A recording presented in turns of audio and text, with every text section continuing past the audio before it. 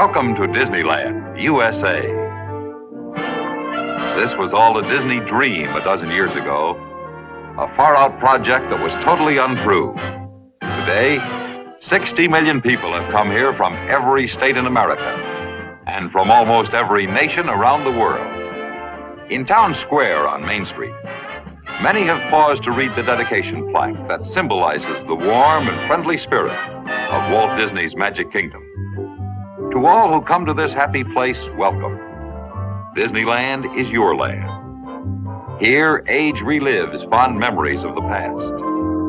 And here, youth may savor the challenge and promise of the future.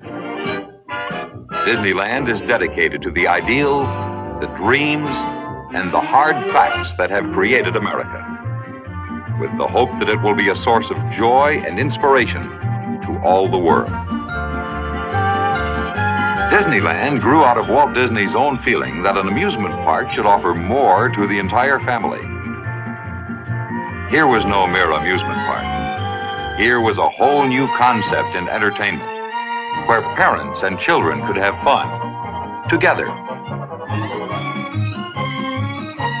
The touchstone of Disneyland's success has been its concern for people, a wholehearted dedication to the happiness of the people who visit here. Today, Disneyland has established standards of performance unsurpassed in all the world. Yet in the planning and building, there were no standards to follow. Whatever worked became the code. Whatever failed to meet the public need was changed, replaced by a better idea. People and vehicles are constantly in motion at Disneyland.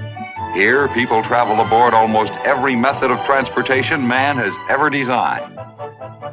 Provocative new ideas, like the first monorail system in the Western Hemisphere, have demonstrated their potential in this practical proving ground. Disneyland vehicles have carried 340 million passengers in comfort and speed, and have traveled more than 19 million miles in unequaled safety. To plan Disneyland, Walt Disney long ago established a design organization called WED Enterprises. Today, the staff at WED includes designers, architects, and engineers skilled in the Disney way, and also fine craftsmen and technicians skilled in the arts of the space age. What WED does is called Imagineering, the blending of creative imagination with technical know-how. The talents of WED have gone to work outside Disneyland, too. At the New York World's Fair, 4 of the most popular attractions were Disney shows and corporate exhibits that skillfully welcomed and entertained more than 150,000 people every day.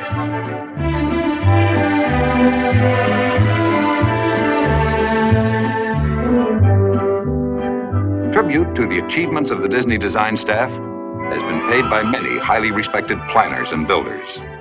Among them, James W. Rouse, developer of the new town of Columbia.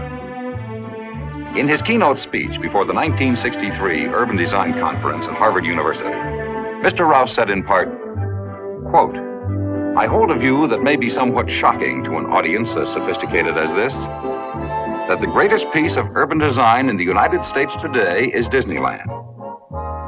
If you think about Disneyland and think of its performance in relation to its purpose, its meaning to people, more than that, its meaning to the process of development, you will find it the outstanding piece of urban design in the United States. It took an area of activity, the amusement park, and lifted it to a standard so high in its performance, in its respect for people, in its functioning for people, that it really has become a brand new thing. It fulfills all the functions it set out to accomplish, unself-consciously, usefully, and profitably to its owners and developers. I find more to learn in the standards that have been set and in the goals that have been achieved in the development of Disneyland than in any other single piece of physical development in the country." End quote. Yesterday, Disneyland and the New York World's Fair. Tomorrow, a project so vast, it has already been called a whole new Disney world.